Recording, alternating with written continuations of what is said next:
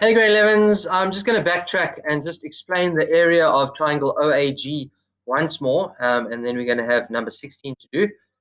I have extracted this to paint over there, and there's the triangle we're dealing with. O, A, and G. I've colored it in red, and the answer, remember, said to work out the area of a triangle is half base times perpendicular height. So the base here is OG, which is a distance of 3. How do I know it's 3? Because the x value of G was 3. So half times 3 times the perpendicular height, and the perpendicular height is almost outside of the triangle, and there it is there. I've drawn it with a black line there, and that is a distance of 3 because you can see that is the height of A from the x-axis. So that's where you get half times 3 times 3, and the answer, I think it was 4.5, if I'm not mistaken. There we go over there, 4.5.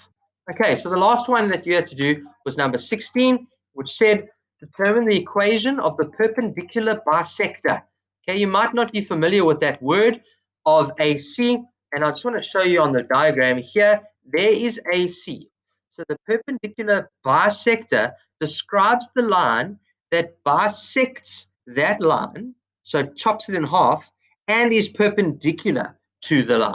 So, first of all, the gradient of AC, I think we worked out quite a while ago in number 3, the gradient of AC was 3. So that would mean that the gradient of the perpendicular bisector would need to be negative a third. You all happy? Why?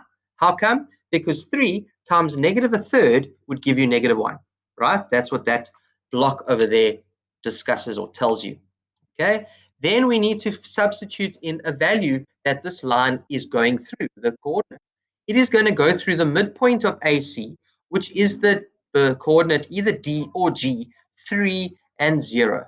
So, and there we go, it's working it out there, 3 and 0. I think we worked it out earlier. Now we use the formula y minus y1 equals mx minus x1. So y minus 0 equals negative a third x minus 3, making our final answer this perpendicular bisector's equation, y is equal to negative a third x plus 1. Okay, so that is this exercise worked through for you. Hopefully my discussion and explanations assist you. What is to come? Right, there is number B to come, where it talks about working out something if it's parallel and if it's 2 times the length of. Remember the formula or the theorem called the midpoint theorem.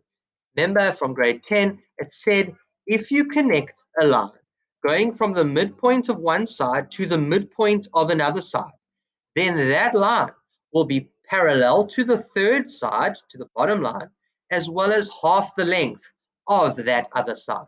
Okay, so that's the midpoint theorem that you did in grade 10, and that's what question B is all about. The next part of the notes talks about collinear points. Points are collinear if they lie on the same straight line.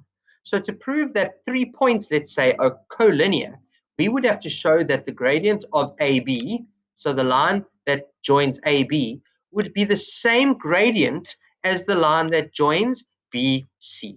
So if they have the same gradient, it would mean that they lie on the same line. You could even say, what is the gradient of point AC? Okay, so you could actually have a third calculation as well. Okay, here's an example. Prove that A, B, and C are collinear. So the gradient of AB, change in y over change in x, ends up being 2. 9 minus 3 over 3 minus 0. The gradient of BC also ends up being 2. Therefore, the gradients are equal. Therefore, A, B, and C must be collinear, right? Example 4.2, it says here, calculate K if P, negative 1 and K, Q, 2 and 7, and R, 3 and 10 are collinear. So here they tell you that they are collinear. So you can make their gradients equal because they are collinear. Change in y over change in x, work out both of them. So the only unknown is this letter K.